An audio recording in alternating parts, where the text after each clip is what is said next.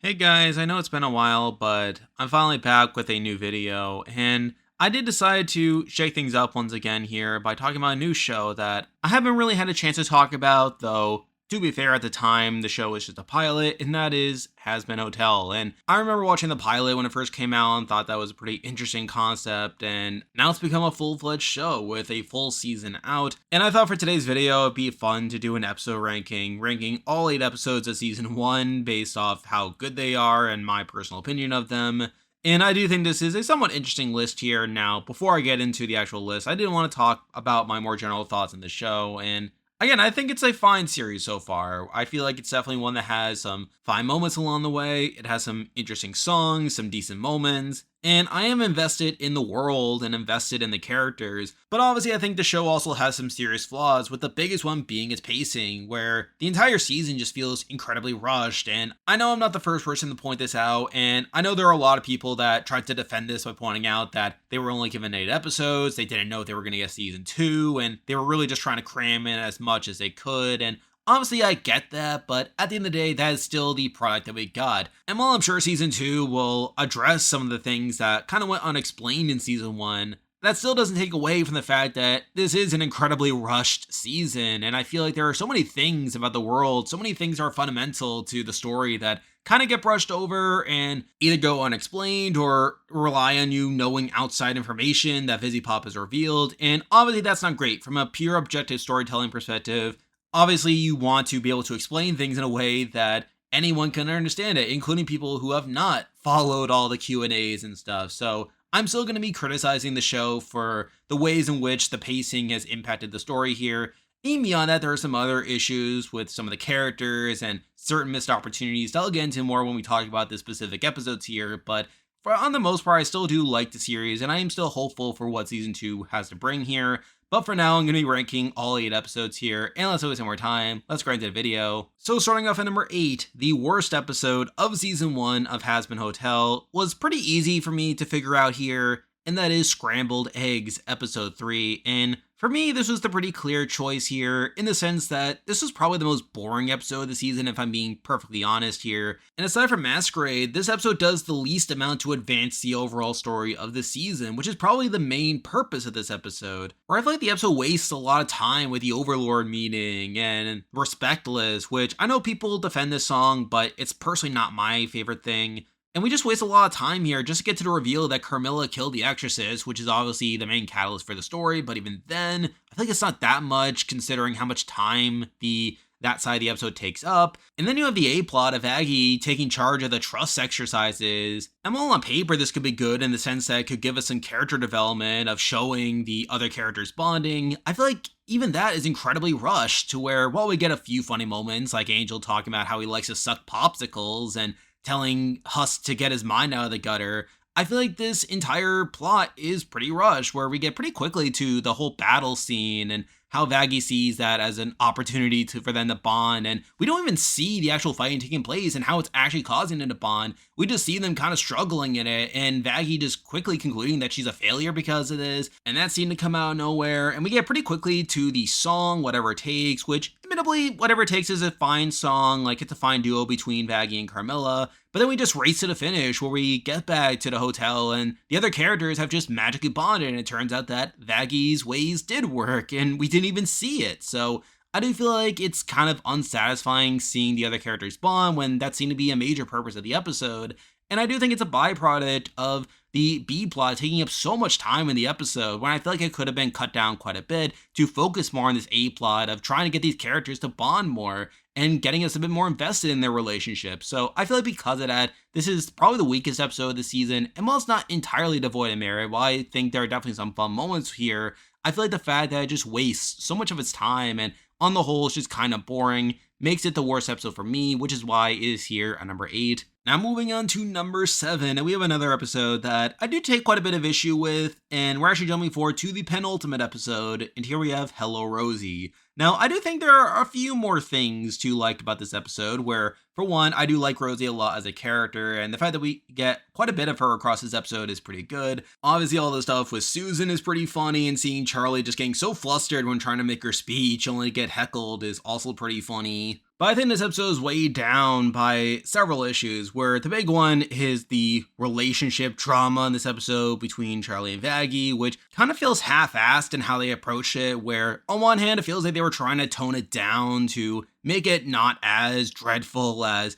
all these other misunderstandings we see in every romantic comedy and buddy flick ever. And in some respects, I can appreciate it, as I feel like the way it's done in so many other stories is kind of annoying. It kind of drags the story to a halt. And in some respects, I can respect the show for at least trying to approach this in a different way. But at the end of the day, I feel like we could have done without this, especially considering that the other characters don't even care that Vaggie is an exorcist, when you think they would at least be a bit resentful towards her. And even beyond that, the fact that it took Charlie 3 years to learn this secret is also kind of hard to believe. You would think at some point in the relationship that Charlie would have put the pieces together, especially when later in the episode, Carmilla talked about how it was pretty obvious that Vaggie was an exorcist. The fact that Charlie didn't pick up on this makes her kind of not look that great at the end of the day. And that leads right into the whole scene with Vaggie and Carmilla, where Carmilla does help Vaggie out, kind of bringing the Whatever It Takes song full circle. But it's also kind of strange that Carmilla sings this entire song about how Vaggie needs to be fighting for love and how she needs to be putting her loved ones first instead of fighting for blood, where if anything, that's what Vaggie's been doing the entire time. And if anything, it's to an extreme, to where Vaggie's entire deal is that she is constantly putting Charlie's interests first at her own detriment, to where she barely has any self-worth on her own. So for Carmilla to be lecturing Vaggie about how she needs to be thinking about the one she cares about is kind of strange, when we never really gotten any indication that Vaggie was doing anything other than that. And then you have Vaggie getting her wings back, which, again, is kind of strange in the sense that they don't really explain how it happens, but again, it's kind of excusable. But at the end of the day, I feel like this episode is kind of brought down by its issues of the entire relationship drama that, as I said, I feel like the episode could have easily done without. And again, just kind of weird framing and not really having as many fun moments as other episodes. But I feel like Rosie is mainly the reason why this episode is not at the very bottom. And also the fact that this story does at least contribute to the overall arc of the season was enough to have it here at number 7. Now moving on to number 6, and we're moving on to an episode that's probably a bit closer to Scrambled Eggs than it is to Hello Rosie, but I feel like this episode definitely has some higher points. But number 6, we actually have Overture, the first episode of the series, aside from the pilot obviously. And admittedly, I think the main issue with this episode is I feel like almost nothing actually happens in the episode, where you obviously have the A-plot of Charlie going to the meeting only to find out that the extermination has been moved up. But I feel like we just take so much time to actually get to that reveal, sort of similar to Scrambled Eggs, where we just waste so much time at the meeting with Adam just being Adam and being kind of annoying that it ends up feeling a bit bloated by the end of it. I feel like that kind of harms the pacing there. And then you have the B plot where they try to make a commercial, but even that kind of feels kind of pointless by the end of it, where obviously we get to the end where they made the commercial only for it to be cut out by the broadcast there. So I feel like that was a bit underwhelming as well here. And in general, I feel like whenever I think of this episode, I just feel like it's one where so little actually happens across the runtime. Though at the same time, despite that, I feel like there are some more interesting moments in this episode compared to Scrambled Eggs, where for one, you have Happy Day in Hell, which is a fine song. I definitely enjoy it, has some funny visuals within it, and in general, it's pretty catchy. You also have some moments here with the commercial that Alistair makes at the beginning. You have the whole scene with Alistair and Vaggie where Alistair tries to make a deal with Vaggie. I find that kind of interesting. So I feel like there are some fun moments throughout the episode that definitely elevate it above Scrambled Eggs here. And obviously you have the fact that it is trying to set up the overall story, the overall arc of the season, which I feel like it does a okay job at, even though I feel like there are some things that go a bit unexplained. But for the most part, I feel like this is a fine episode of the show, even though I feel like it is kind of harmed by its pacing and not too much actually happening story-wise. That leaves it behind here at number 6. Now moving on to number 5, and we have another episode that I think is harmed by the pacing, but this time in the opposite direction, to where I feel like they try to introduce way too much in the episode. But number 5, we actually have the next episode, and that is Radio Killed the Video Star. And like I said, I think this episode just tries to do too much by introducing the V's here, who become these supporting characters throughout the season and are supposed to be major characters coming into season 2. And while we get this rough idea of who they are and what their role is within the power structure, I feel like we lead this episode not really knowing that much about them, especially considering how big of a role they end up playing in the rest of the season. And particularly with Vox's relationship with Alistair, where, while we get this rough sense that there is this rivalry here, it's kind of one-sided to where Alistair kind of overpowers Vox, and Vox is jealous of Alistair. I still feel like there's not nearly enough context to explain their relationship, to where it feels like you need to know the outside lore to truly appreciate what's going on here. So I do find that aspect pretty underwhelming. You also have the song Stayed Gone, which I know a lot of people like simply because they like Vox and Alistair as characters, but personally speaking, it's not my jam. I don't really connect well with the song, but there's that. Though I think it's Serpentius that really saves this episode for me, where you have his role in the episode being like this cartoony villain that's kind of a joke, but then he's recruited by Vox to infiltrate the hotel and try to get a one-up on Alistair somehow, only for him to get caught right away, and for Vox to basically leave him for dead, only for them to have a bit of a redemption arc here. And again, the song they sing at the end is kind of silly, but kind of wholesome. I do feel like the back half of the episode is what saves it for me, and I feel like if it wasn't for that, this episode would probably be a bit lower, simply because of how much of a jumbled mess it felt like when watching it for the first time.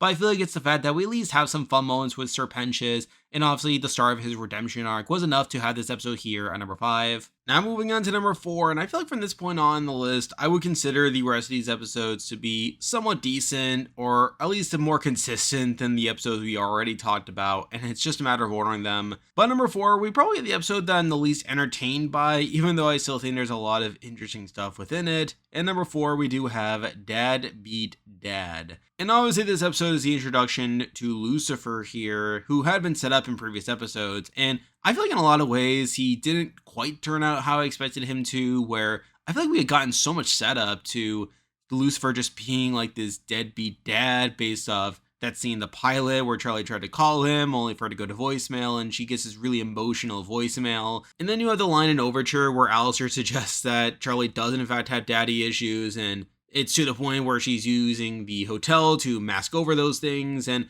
obviously with that setup, you would expect Lucifer and Charlie's relationship to be pretty rocky. And while it is, I feel like it doesn't really play out in the way you would expect it to, where it does seem like Lucifer genuinely cares for Charlie deep down and at least wants to be a good father, but his main issue is more so that he can't actually commit to anything, and it's very hard to get him to actually get up and actually do something for Charlie, like even when she asks him to. And while I could see this as an issue, as it feels like the show is more so telling us that Charlie has these serious daddy issues, when from what we see, it's not that bad seemingly.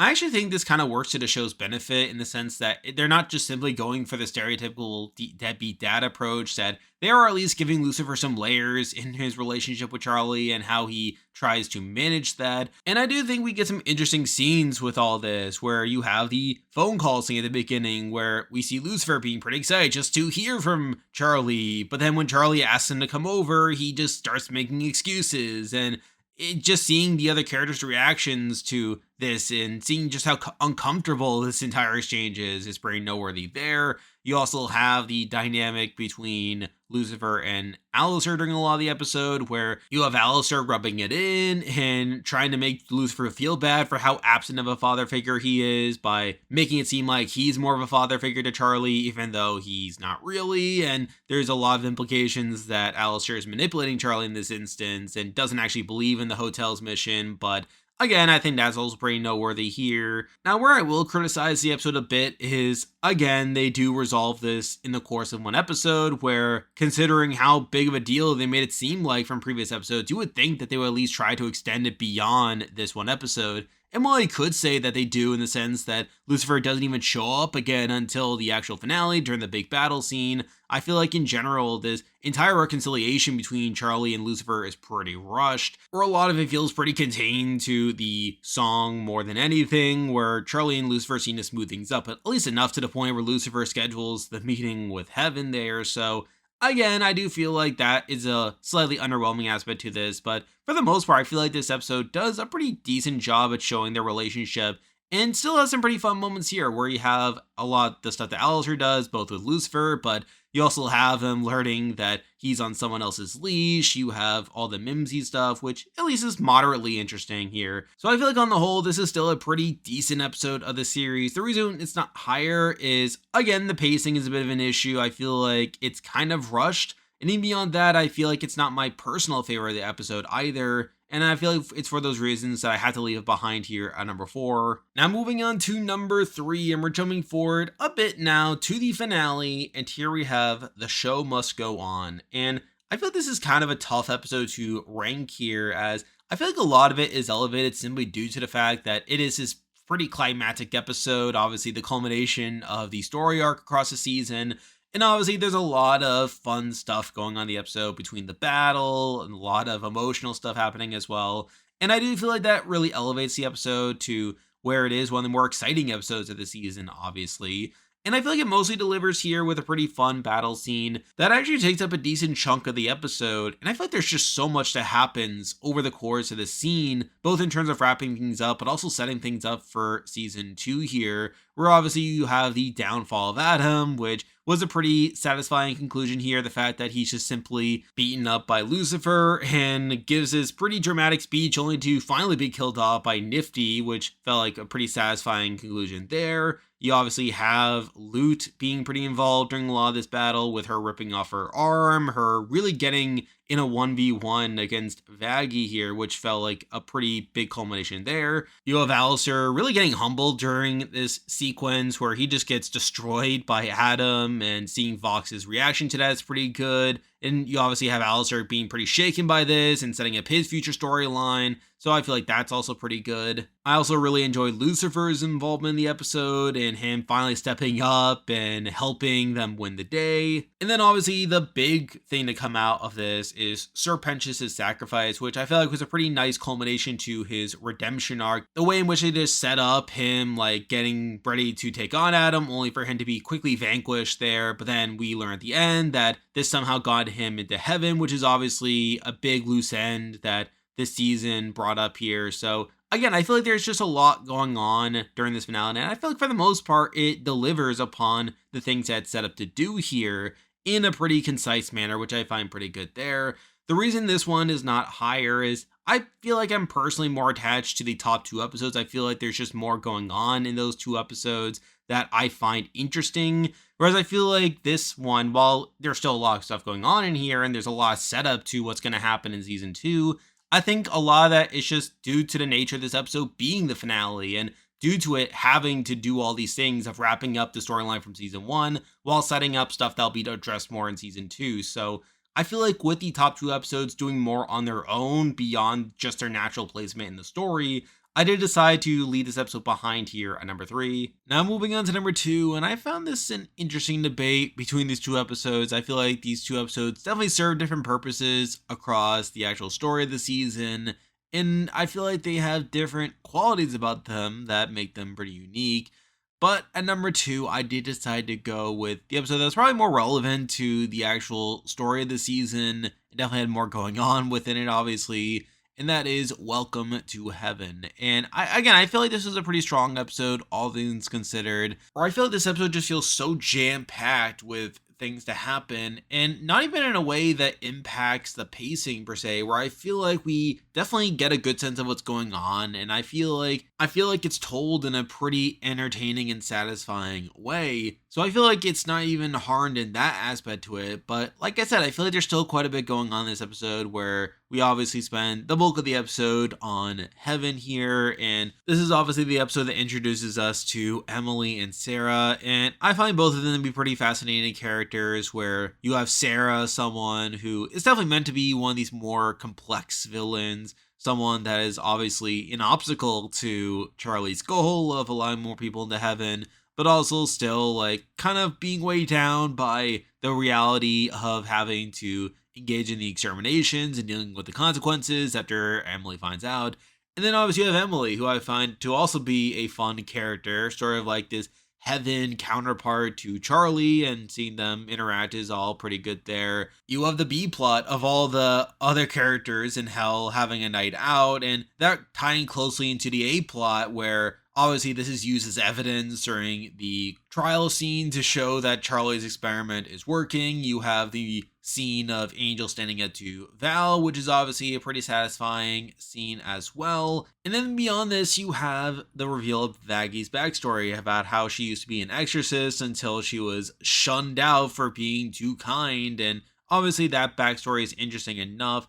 Though at the same time, it also ties into a slight issue that I have here, in that this is essentially a liar revealed story where we find out that Charlie had not known this secret despite them having known each other for several years at this point. And us even seeing in the backstory Charlie finding Vaggie after she had been abandoned and left for dead, I thought it should have been so obvious that Charlie should have figured out that Vaggie was his exorcist, considering we literally saw her uniform just in the trash and just angel blood dripping everywhere. And even beyond that, the fact that Charlie never found out over the 3 years is kind of mind blowing there. And again, I already talked about that when talking about Hello Rosie, but I did find that aspect to be slightly underwhelming.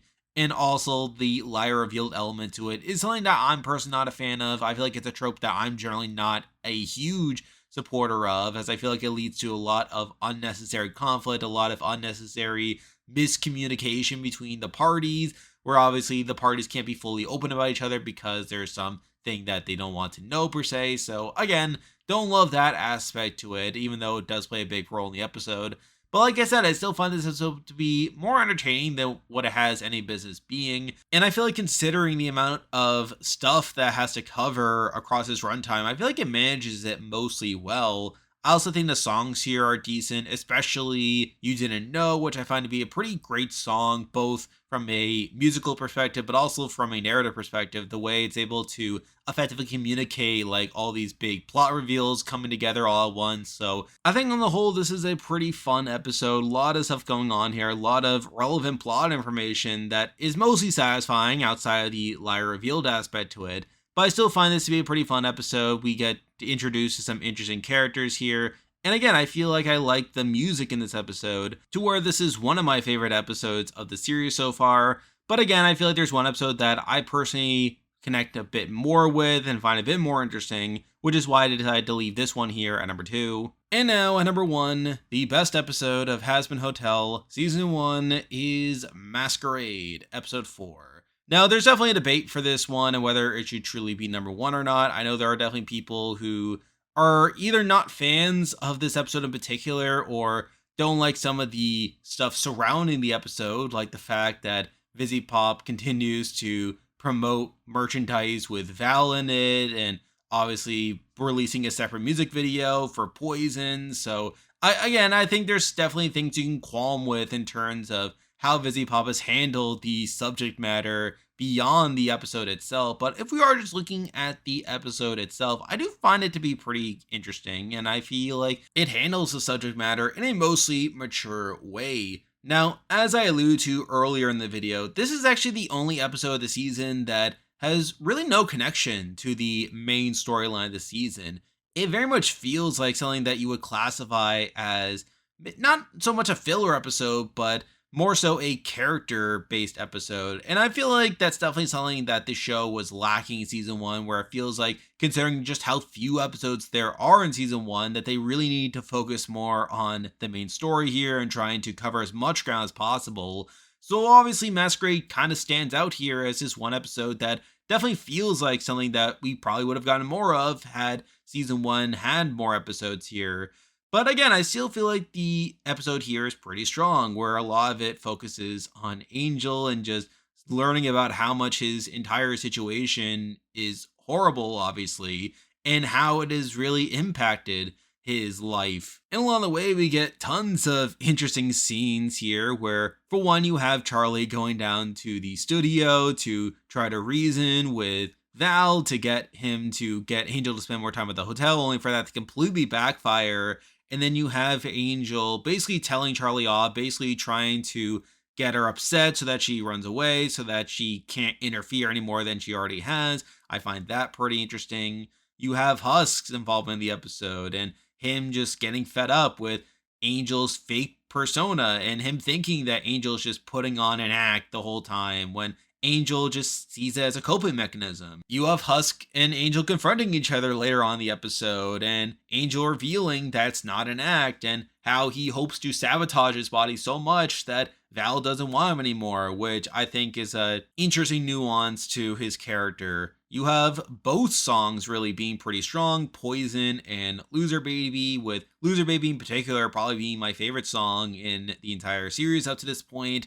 And again, I feel like this was a pretty fun episode for the most part here. Now, yes, it's not perfect by any means, where, as I said, I think there are still a few moments where they kind of lose the plot here, particularly with Charlie and how she feels bad for having gotten involved initially and saying how she's going to write 100 apology letters and a lesson plan for tomorrow about boundaries. But then when Angel finally returns to the hotel, she just immediately starts sobbing comically and hugging Angel and having to be carried to bed. So I do feel like they kind of lose the plot in that regard there. And one other thing I didn't love was at the beginning of the episode where Husk is essentially just giving all of his reads about the other characters, which to me felt a bit too telly, where it was basically just Husk telling us how these characters operate instead of actually us seeing them, particularly with him saying that Vaggie hates herself, which kind of came out of nowhere before this episode. And while the future episodes do explain that a little bit, I feel like for the most part, I didn't love how that entire scene was Husk just telling us what these characters are. So